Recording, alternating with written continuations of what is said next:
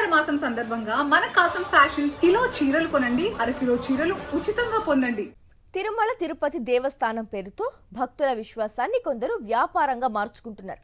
TTD తయారు చేసే పవిత్ర అగరబత్తులు, వాటిని పోలిన ఉత్పత్తులు ఈ కామర్స్ వేదికల్లో భారీ ధరలకు విక్రయమవుతున్నాయి. అయితే ఈ వ్యవహారంలో టీటీడీ వ్యవస్థపై, ముఖ్యంగా చైర్మన్ బిఆర్ నాయుడు విజిలెన్స్ విభాగం పనితీరుపైన ప్రశ్నలు వెల్లువెత్తుతున్నాయి. టీటీడీ ఆలయాల్లో స్వామివారి అలంకరణకు ఉపయోగించిన పవిత్ర పుష్పాలతో ప్రత్యేక పరిమళాల అగరబత్తులను తయారు చేసి భక్తులకు అందిస్తోంది. గత వైఎస్ఆర్ కాంగ్రెస్ పార్టీ అధికారంలో ఉన్నప్పుడు అప్పటి సీఎం వైఎస్ జగన్ సూచన మేరకు ఈ అగరబత్తుల తయారీ కేంద్రాన్ని ఏర్పాటు చేశారు. టీటీడీ చేపట్టిన ఈ అగరబత్తులకు భక్తుల నుంచి విశేష స్పందన లభించింది. తిరుమలతో పాటు తిరుచానూరు, గోవిందరాజస్వామి, కోదండరామస్వామి, కపిలేశ్వర స్వామి, శ్రీనివాస మంగాపురం, అప్పలాయకుంట, నారాయణవనం వంటి ఆలయాల్లో అధికారికంగా విక్రయాలు జరుగుతున్నాయి. టీటీడీ వెబ్సైట్ ద్వారా కూడా నెలకు కోట్ల రూపాయల విక్రయాలు జరుగుతున్నాయి. కానీ ఇదే అవకాశంగా తీసుకున్న కొందరు అక్రమ వ్యాపారులు టీటీడీ అగరబత్తులను లేదా వాటిని పోలిన ఉత్పత్తులను ఈ కామర్స్ సైట్లలో రెట్టింపు ధరలకు విక్రయిస్తున్నారనే ఆరోపణలు వెలువడుతున్నాయి.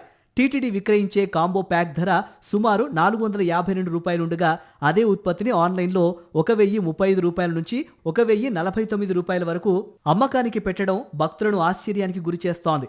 ఇక్కడే టీటీడీ వ్యవస్థపై తీవ్ర ప్రశ్నలు తలెత్తుతున్నాయి. టీటీడీ ఎలాంటి అనుమతి ఇవ్వకపోయినా ఈ ఉత్పత్తులు భారీ సంఖ్యలో ఈ కామర్స్ వేదికలకు ఎలా చేరుతున్నాయి? అసలు వాటిని ఎవరు సరఫరా చేస్తున్నారు? టీటీడీ పేరుతో లేబుల్లు ఉపయోగిస్తూ విక్రయాలు జరుగుతున్నా ఇప్పటి వరకు ఎందుకు కఠిన చర్యలు తీసుకోలేకపోయారు?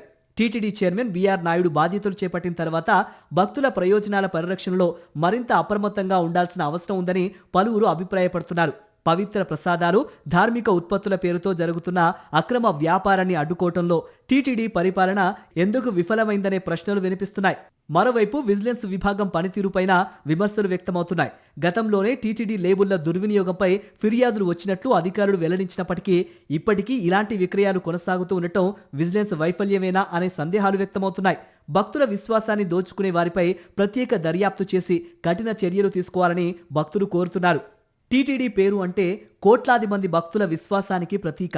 అలాంటి పేరును ఉపయోగించి అక్రమ లాభాలు పొందే వారిపై వెంటనే చర్యలు తీసుకోవటం, ఈ కామర్స్ వేదికల్లో జరుగుతున్న విక్రయాలను నిలువరించటం, భక్తులకు అసలైన టీటీడీ ఉత్పత్తులు మాత్రమే అందేలా పటిష్టమైన వ్యవస్థను ఏర్పాటు చేయటం ఇప్పుడు టీటీడీ యాజమాన్యం, చైర్మన్ బిఆర్ నాయుడు విజిలెన్స్ విభాగం ముందున్న అత్యవసర బాధ్యతగా మారింది. మరిన్ని అప్డేట్స్ కోసం ఛానల్ ను సబ్స్క్రైబ్ చేయండి. నోటిఫికేషన్స్ కోసం బెల్ ఐకాన్ పై క్లిక్ చేయండి.